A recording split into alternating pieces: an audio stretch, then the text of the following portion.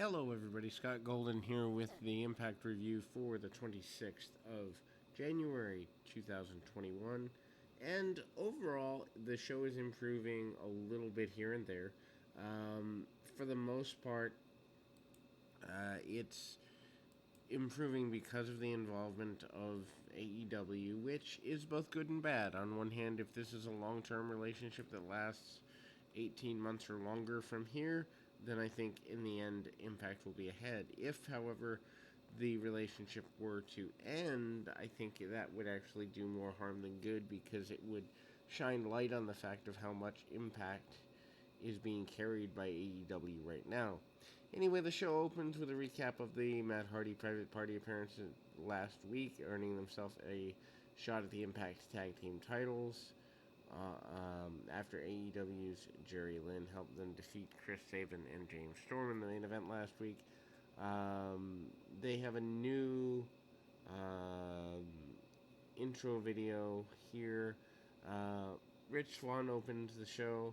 He cuts promo saying that all he ever wanted to be in his entire life was a pro wrestler. He said, "New day, hard work would lead him to becoming a champion." And he's done that. He understands that there's a target behind his back, and he welcomes all challengers. Swann invites Tommy Dreamer out to the ring. He mentions that on February 13th, not only is it No Surrender, but Dreamer's 50th birthday. Not something I would highlight. I mean, honestly, when you're featuring an older guy, do you really want to feature a guy who's 50 and bring that up on television? He said that after everything Dreamer has done for the industry, locker room, and for Swann himself, he wants to give him a shot at the title. Sami Callihan interrupts in this moment. He talks trash and basically says Dreamer is one who is trying to politic his way to the main event. And Swann lost to Omega, and it's an embarrassment to the company, which technically, if you're an Impact fan, it kind of should be, that someone from another company can come in and dominate like that. Chris Bay came out and said that February 13th is also his birthday. And he says that he's the future Impact. He should be the one getting the title shot. And finally, Moose comes out to claim a title shot he already has pending. Swann told them all off. He said he wants to go to Dreamer, so the heels started to beat up the baby faces. Willie Mack makes his return, hits a bunch of stunners, clears the ring. Shamrock appears behind the baby faces, and they have the numbers advantage. He takes out Swann. Mack and Dreamer are taken out by the heels. And I guess that means there's going to be a six-way match at No Surrender. I hate multi-person matches, so not a fan of this. Backstage, Gia Miller catches up with Swann, Dreamer, and Mack. They said they want a match against the heels. D'Amore told them he has a perfect fourth man for them. D'Lo Brown and Matt Striker, probably the best announced team in wrestling right now, and I know that sounds weird, but I would say Shivani and Ross if they took Excalibur out of AEW, but as long as Excalibur's there, they drop in my mind. Anyway, first match of the night, Matt Cardona and Josh Alexander defeat Ace Austin and Madman Fulton. Match was brought about last week when Austin and Fulton made fun of Alexander and his lack of success. They come to blows. Cardona defeated Austin at Hard to Kill. And then the match basically highlights the babyfaces as a team working together, even though they've never worked together before. Austin and Fulton get an advantage thanks to Fulton's power. Fulton manages to cut off Alexander, work him over for a little bit. Cardona gets the hot tag, runs wild on Austin. Fulton cuts him off and pulls Austin into the corner and regain control of the match. Alexander helps Cardona, and Fulton gets a comeback, hits a radio silence for the win. At this point, Alexander and Cardona are likely to become a team longer term, one would think. Rohit Raju asked someone behind the camera to help him so he could get the better of TJP. We get the weekly AEW commercial, Khan and Shivani. Khan said he's using Impact as his personal fantasy booking, which I think is hilarious. I love Tony Khan as a heel. He reminds me of 1993 Memphis Vince. And he made sure to get a number one contenders match for the tag team titles on Private Party. Khan is just phenomenal here. Brian Myers and Matt Cardona meet up backstage. Myers told him that he had a chance to tag with him, but instead went for a loser. And Myers was out there wrestling a former world champion. So Brian Myers defeats Eddie Edwards by DQ. Interesting go here. I like Myers and think they can do more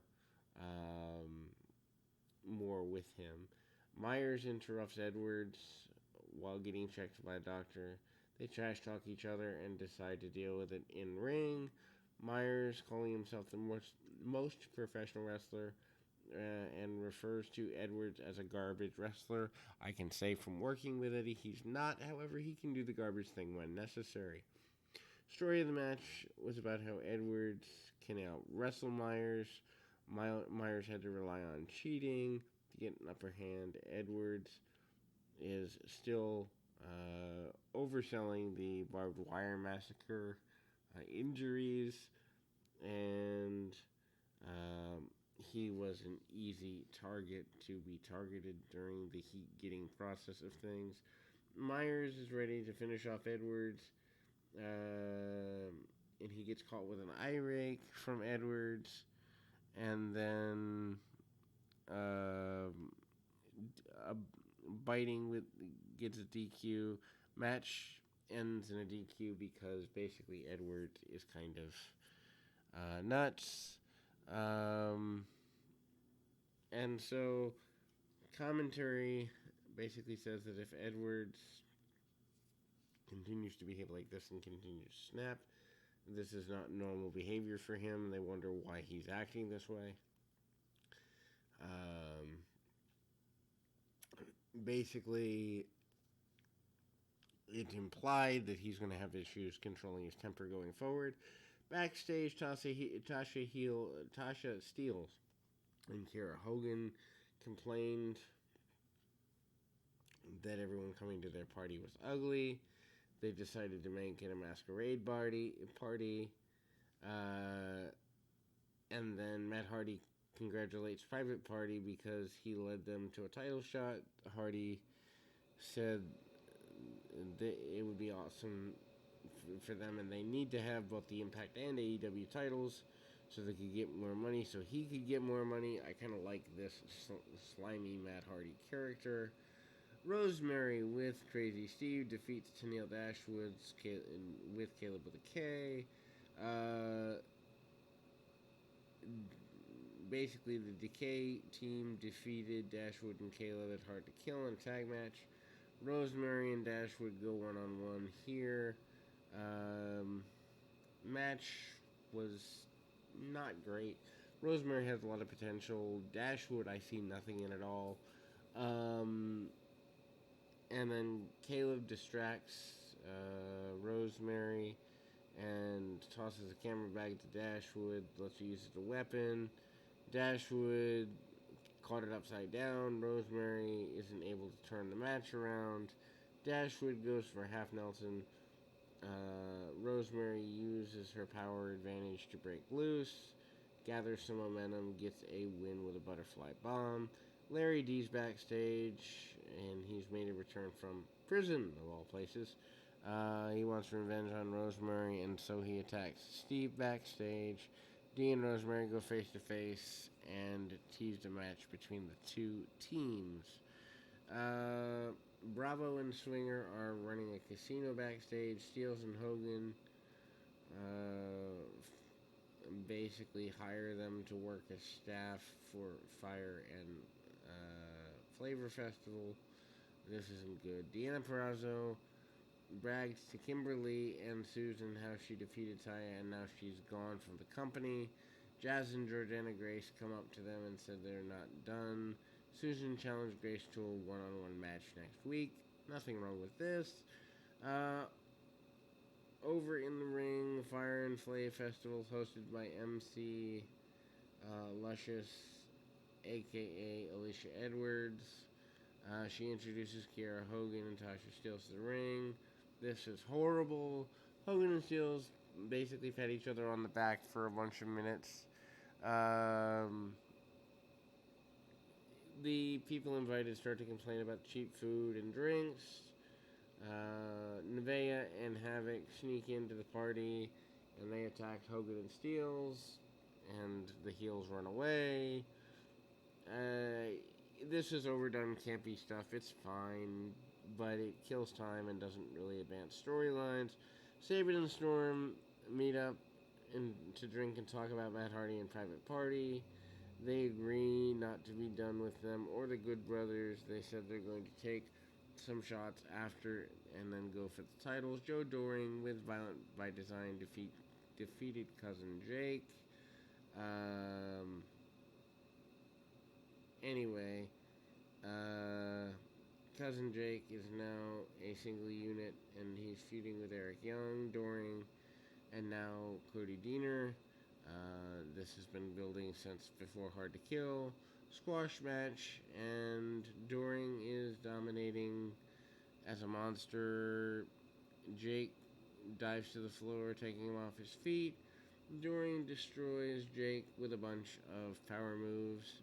Post-match, Violent by Design teases going after the ankle of Jake instead. Eric Young offers him a spot in the stable. Brown and Striker run down next week's card, including Jordana Grace versus Susan, Josh Alexander versus Madman Fulton, Tasha Steelz versus Havoc, and TJP against Rohit Raju. Your main event, which wasn't bad, but at the same time, I don't know. It's kind of one of those things where I think this was a letdown. But anyway, Impact World Champ Rich Swann, Willie Mack, Tommy Dreamer, and Trey Miguel defeated Moose, Sami Callihan, Ken Shamrock, and Chris Bay. The hype of a major star returning and it being Trey Miguel, not exactly a great thing. He does have a new look to him. There's nothing wrong with him in the ring, but he's not like a main guy that would turn your channels. Match is just basically a cluster mess of multiple wrestlers. Babyface advantage until the heels cut off Willie Mack. Callihan, Bay, Shamrock, and Moose take turns on Mack, focusing on his leg. Heels are not working together perfectly, but they get the job done as best they can. And they catch Bay with a pop-up powerbomb, only to drop him on Mack. Trey Miguel eventually gets a hot tag and he, certainly is more aggressive. He takes out Callihan, and then everybody hits their signature spots, ending with Miguel and Callihan, who gets pinned by Miguel and then reverses Callahan's package pile driver. Match is fine. It's just too many people, doesn't have the right pacing, and they're trying to feature too many people all at once. Miguel versus Callihan feud is probably coming, and that isn't a terrible thing. Post-match, Shamrock attacks the referee and locks him in an ankle lock. I assume that means he's going to be written off TV here pretty soon. We'll be back with more right after this.